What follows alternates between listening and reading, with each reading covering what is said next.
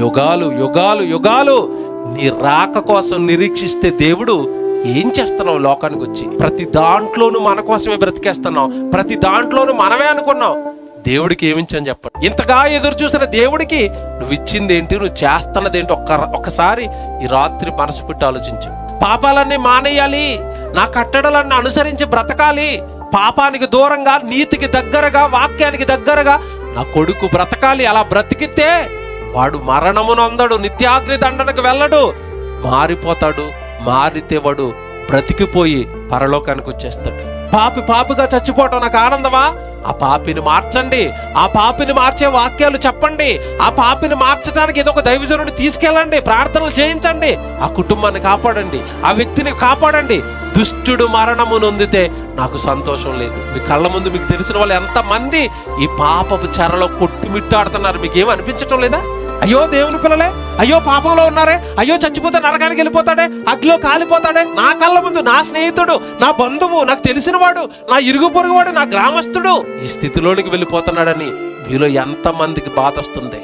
కన్న తండ్రికి బాధ. ఎందుకంటే ఆ జన్మ గురించి యుగాలు ఎదురు చూశాడు. చచ్చిన మరుక్షణం టక్కమని పాతాళానికి వెళ్ళిపోతాడు. అలా వెళ్ళిపోతున్నాడు. నా కొడుకు చెప్పరా నా గురించి అంటున్నాడు. మళ్ళీ అడుగుతున్నాడు దేవుడు.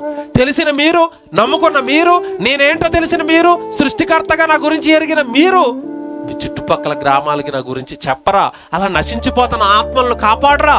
దుష్టుడు మరణము నొందుట చేత నాకు ఏమాత్రమైనను సంతోషం కలుగుతుందా? నేను బాధపడతాను కదా, నా కొడుకు కదా, నా కూతురు కదా, నేను కలల కన్నా జన్మ కదా. అది దేవుని పిల్లలారా, ఇప్పుడు చెప్పండి, జన్మకైతే యుగాలు, చావుకైతే క్షణాలు. ఒక్క క్షణంలో ఆత్మ పాతాళానికి వెళ్ళిపోతుంది.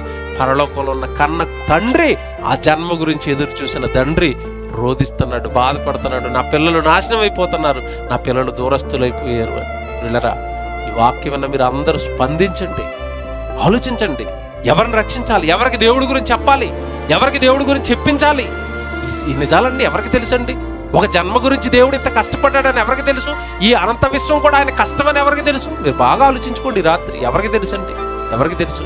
తెలిసిన మనం సైలెంట్గా ఉండిపోతే, తెలిసిన మనం దేవుడు సువార్త పని చేయకపోతే, తెలిసిన మనం సంఘాలను అభివృద్ధి చేసుకోకపోతే, తెలిసిన మనం ఇలాంటి సువార్త కార్యక్రమాలు ఏర్పాటు చేయకపోతే ఎవరు చెబుతారు ఆయన గురించి? ఎవరు చెబుతారు ఆయన గురించి? బాధ్యత నీదే.